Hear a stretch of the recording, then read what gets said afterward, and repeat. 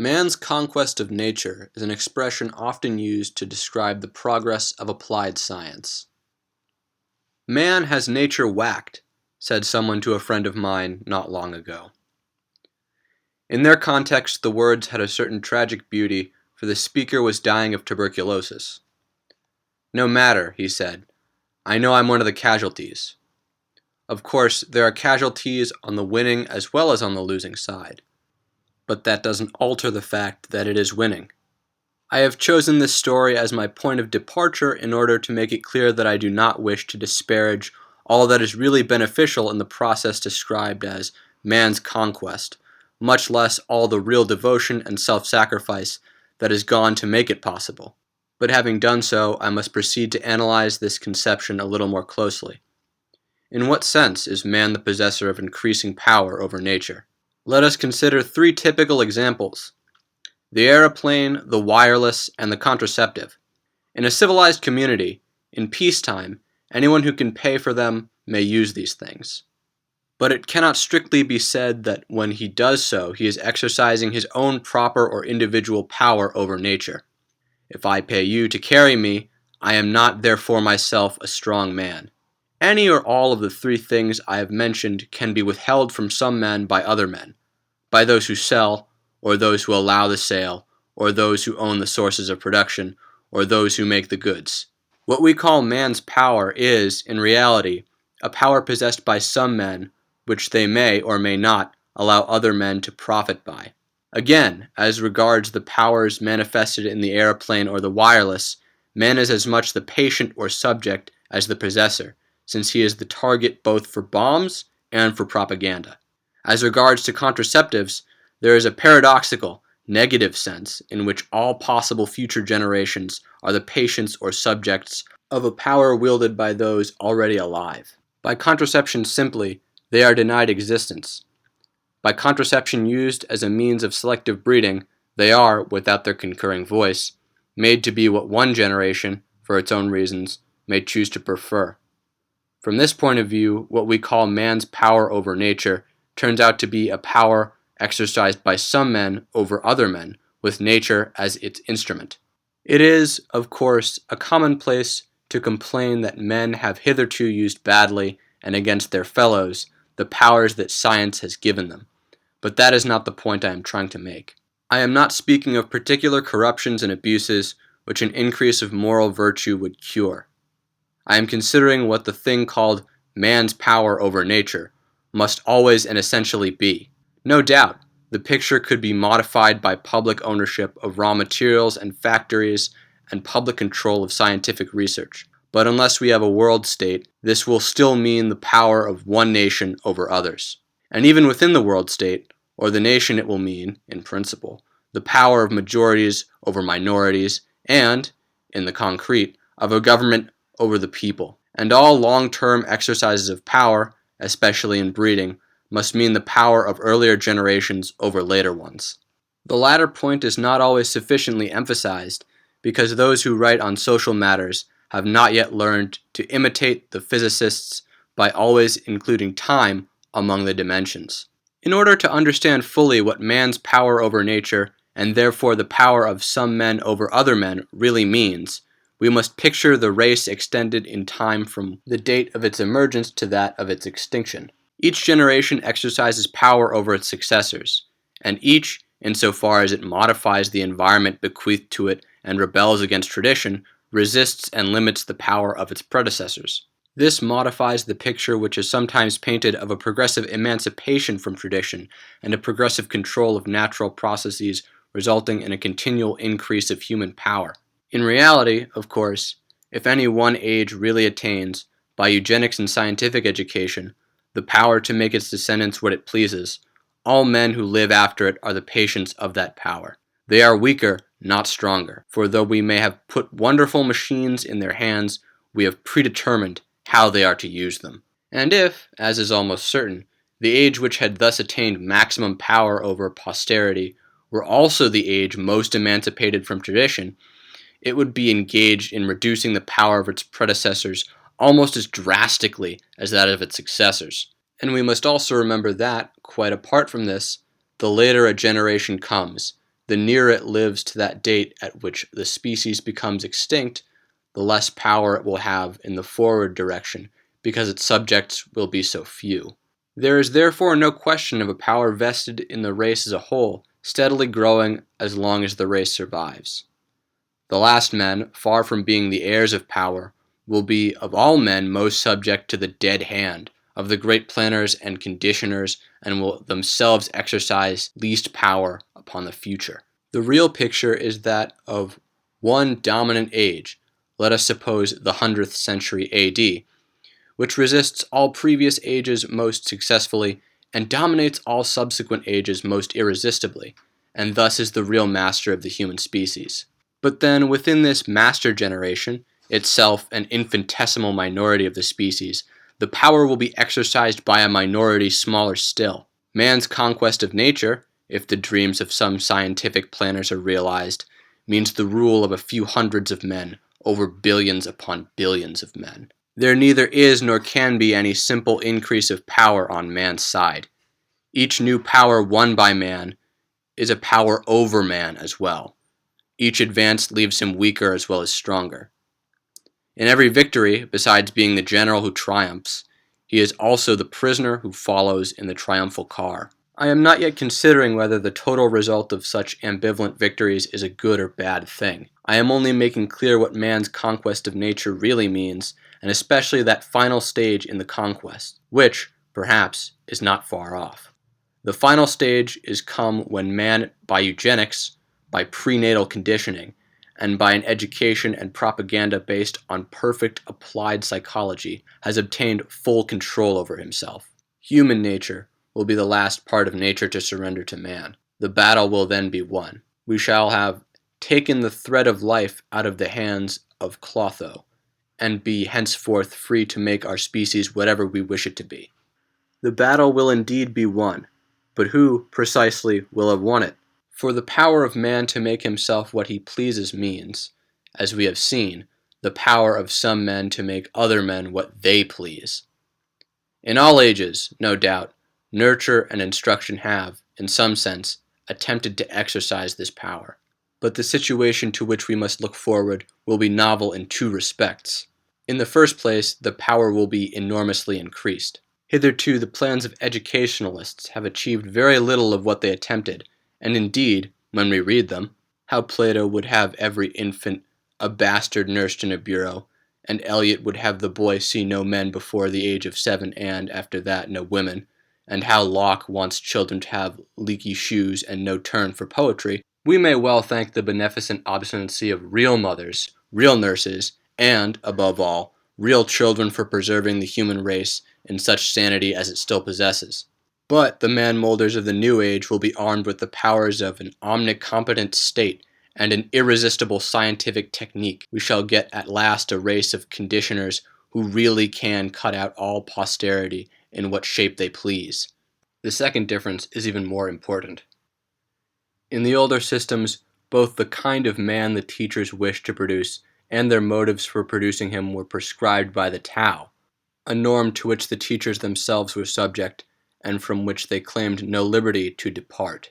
They did not cut men to some pattern they had chosen. They handed on what they had received. They initiated the young neophyte into the mystery of humanity which overarched him and them alike. It was but old birds teaching young birds to fly. This will be changed. Values are now mere natural phenomena. Judgments of value are to be produced in the pupil as part of the conditioning. Whatever Tao there is will be the product, not the motive, of education. The conditioners have been emancipated from all that. It is one more part of nature which they have conquered. The ultimate springs of human action are no longer, for them, something given. They have surrendered, like electricity. It is the function of the conditioners to control, not to obey them. They know how to produce conscience and decide what kind of conscience they will produce. They themselves are outside, above. For we are assuming the last stage of man's struggle with nature. The final victory has been won. Human nature has been conquered, and, of course, has conquered in whatever sense those words may now bear. The conditioners, then, are to choose what kind of artificial Tao they will, for their own good reasons, produce in the human race. They are the motivators, the creators of motives. But how are they going to be motivated themselves? For a time, perhaps, by survivals within their own minds, of the old natural Tao. Thus, at first, they may look upon themselves as servants and guardians of humanity and conceive that they have a duty to do it good. But it is only by confusion that they can remain in this state. They recognize the concept of duty as the result of certain processes which they can now control. Their victory has consisted precisely in emerging from the state in which they were acted upon by those processes to the state in which they used them as tools. One of the things they now have to decide is whether they will, or will not, so condition the rest of us that we can go on having the old idea of duty and the old reactions to it. How can duty help them to decide that? Duty itself is up for trial. It cannot also be the judge. And good fares no better. They know quite well how to produce a dozen different conceptions of good in us. The question is which, if any, they should produce. No conception of good can help them to decide. It is absurd to fix on one of the things they are comparing and make it the standard of comparison. To some it will appear that I am inventing a fictitious difficulty for my conditioners. Other, more simple-minded critics may ask, why should you suppose they will be such bad men? But I am not supposing them to be bad men. They are, rather, not men, in the old sense, at all. They are, if you like, men who have sacrificed their own share in traditional humanity in order to devote themselves to the task of deciding what humanity shall henceforth mean. Good and bad applied to them are words without content, for it is from them that the content of these words is henceforth to be derived. Nor is their difficulty fictitious. We might suppose that it was possible to say, after all, most of us want more or less the same things: food and drink and sexual intercourse, amusement, art, science, and the longest possible life for individuals and for the species. Let them simply say, this is what we happen to like, and go on to condition men in the way most likely to produce it. Where's the trouble? But this will not answer. In the first place, it is false that we all really like the same things.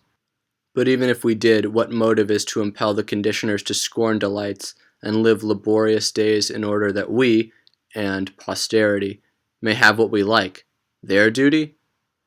But that is only the Tao which they may decide to impose on us, but which cannot be valid for them. If they accept it, then they are no longer the makers of conscience but still its subjects, and their final conquest over nature has not really happened. The preservation of the species? But why should the species be preserved? One of the questions before them is whether this feeling for posterity, they know well how it is produced, shall be continued or not. However far they go back or down, they can find no ground to stand on. Every motive they try to act on becomes at once a petitio. It is not that they are bad men. They are not men at all. Stepping outside the Tao, they have stepped into the void. Nor are their subjects necessarily unhappy men. They are not men at all. They are artifacts. Man's final conquest has proved to be the abolition of man. Yet the conditioners will act. When I said just now that all motives fail them, I should have said all motives except one. All motives that claim any validity other than that of their felt emotional weight at a given moment have failed them. Everything except the sic volo, sic jubeo has been explained away. But what never claimed objectivity cannot be destroyed by subjectivism. The impulse to scratch when I itch or to pull to pieces when I am inquisitive is immune from the solvent which is fatal to my justice, or honor, or care for posterity. When all that says it is good has been debunked, what says one want remains. It cannot be exploded or seen through because it never had any pretensions. The conditioners, therefore, must come to be motivated simply by their own pleasure. I am not here speaking of the corrupting influence of power, nor expressing the fear that under it our conditioners will degenerate. The very words corrupt and degenerate imply a doctrine of value and are therefore meaningless in this context. My point is that those who stand outside all judgments of value cannot have any ground for preferring one of their own impulses to another except the emotional strength of that impulse. We may legitimately hope that among the impulses which arise in the minds thus emptied of all rational or spiritual motives, some will be benevolent. I am very doubtful myself whether the benevolent impulses, stripped of that preference and encouragement which the Tao teaches us to give them and left to their merely natural strength and frequency as psychological events, will have much influence. I am very doubtful whether history shows us one example of a man who, having stepped outside traditional morality and attained power, has used that power benevolently. I am inclined to think that the conditioners will hate the conditioned. Though regarding as an illusion the artificial conscience which they produce in us, their subjects, they will yet perceive that it creates in us an illusion of meaning for our lives which compares favorably with the futility of their own, and they will envy us as eunuchs envy men. But I do not insist on this, for it is a mere conjecture. What is not conjecture is that our hope even of a conditioned happiness rests on what is ordinarily called chance, the chance that benevolent impulses may on the whole predominate in our conditioners. For without the judgment, benevolence is good, that is, without re-entering the Tao, they can have no ground for promoting or stabilizing these impulses rather than any others. By the logic of their position, they must just take their impulses as they come from chance, and chance here means nature. It is, from hereditary digestion, the weather, and the association of ideas, that the motives of the conditioners will spring. Their extreme rationalism, by seeing through all rational motives, leaves them creatures of wholly irrational behavior. If you will not obey the Tao, or else commit suicide, obedience to impulse, and therefore in the long run to mere nature, is the only course left open. At the moment, then, of man's victory over nature, we find the whole human race subjected to some individual men, and those individuals subjected to that in themselves which is purely natural, to their irrational impulses. Nature, untrammeled by values, rules the conditioners and, through them, all humanity. Man's conquest of nature turns out, in the moment of its consummation, to be nature's conquest of man. Every victory we seem to win had led us, step by step, to this conclusion. All nature's apparent reserves have been but tactical withdrawals. We thought we were beating her back when she was luring us on. What looked to us like hands held up in surrender was really the opening of arms to enfold us forever. If the fully planned and conditioned world, with its Tao a mere product of the planning, comes into existence, nature will be troubled no more by the resistive species that rose in revolt against her so many millions of years ago, will be vexed no longer by its chatter of truth and mercy and beauty and happiness. Ferrum victorum cepit. And if the eugenics are efficient enough, there will be no second revolt, but all snug beneath the conditioners, and the conditioners beneath her, till the moon falls or the sun grows cold. My point may be clearer to some if it is put in a different form. Nature is a word of varying meanings, which can best be understood if we consider its various opposites. The natural is opposite to the artificial, the civil, the human, the spiritual, and the supernatural. The artificial does not now concern us. If we take the rest of the list of opposites, however, I think we can get a rough idea of what men have meant by nature and what it is they oppose to her. Nature seems to be the spatial and temporal, as distinct from what is less fully so or not so at all. She seems to be the world of quantity as against the world of quality, of objects as against consciousness, of the bound as against the wholly or partially autonomous, of that which knows no values as against that which both has and perceives value, of efficient causes, or, in some modern systems of no causality at all, as against final causes.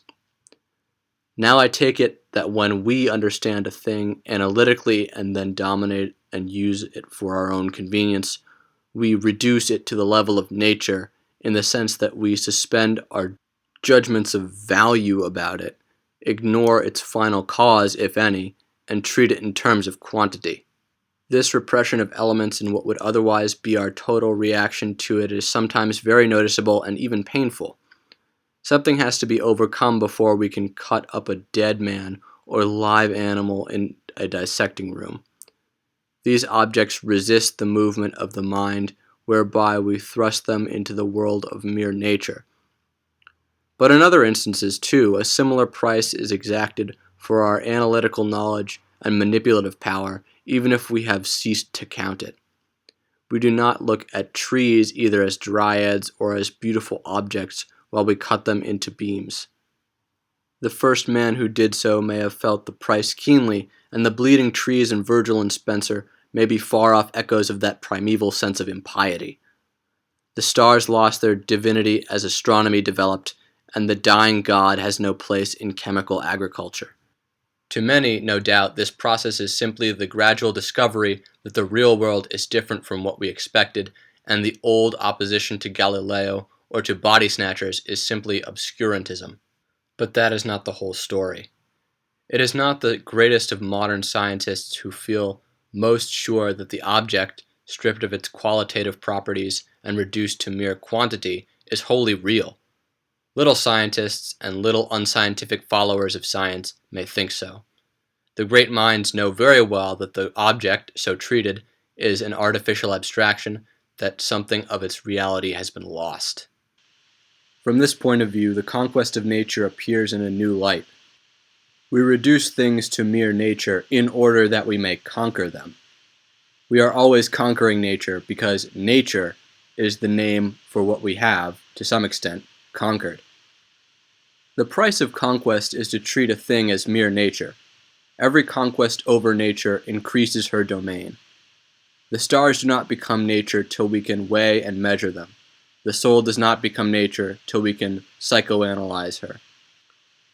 The wresting of powers from nature is also the surrendering of things to nature. As long as this process stops short of the final stage, we may well hold that the gain outweighs the loss. But as soon as we take the final step of reducing our own species to the level of mere nature, the whole process is stultified. For this time, the being who stood to gain and the being who has been sacrificed are one and the same. This is one of the many instances where to carry a principle to what seems its logical conclusion produces absurdity. It is like the famous Irishman who found that a certain kind of stove reduced his fuel bill by half, and thence concluded that 2 stoves of the same kind would enable him to warm his house with no fuel at all. It is the magician's bargain. Give up our soul, get power in return. But once our souls, that is, ourselves, have been given up, the power thus conferred will not belong to us. We shall, in fact, be the slaves and puppets of that to which we have given our souls. It is in man's power to treat himself as a mere natural object, and his own judgments of value as raw material for scientific manipulation to alter at will. The objection to his doing so does not lie in the fact that this point of view, like one's first day in a dissecting room, is painful and shocking till we grow used to it. The pain and the shock are at most a warning and a symptom. The real objection is that if man chooses to treat himself as raw material he will be. Not raw material to be manipulated, as he fondly imagined, by himself, but by mere appetite, that is, mere nature, in the person of his dehumanized conditioners. We have been trying, like Lear, to have it both ways, to lay down our human prerogative and yet at the same time to retain it. It is impossible. Either we are a rational spirit obliged forever to obey the absolute values of the Tao, or else we are mere nature to be kneaded and cut into new shapes for the pleasures of our masters, who must, by hypothesis, have no motive but their own natural impulses. Only the Tao provides a common human law of action which can overarch rulers and ruled alike. A dogmatic belief in objective value is necessary to the very idea of a rule which is not tyranny or an obedience which is not slavery. I am not here thinking solely, perhaps not even chiefly, of those who are our public enemies at the moment. The process which, if not checked, will abolish man goes on apace among communists and democrats no less than among fascists. The methods may, at first, differ in brutality, but many a mild-eyed scientist in pince-nez, many a popular dramatist, many an amateur philosopher in our midst, means, in the long run, just the same as the Nazi rulers of Germany/traditional values are to be debunked, and mankind to be cut out into some fresh shape at the will, which must, by hypothesis, be an arbitrary will, of some few lucky people in one lucky generation which has learned how to do it.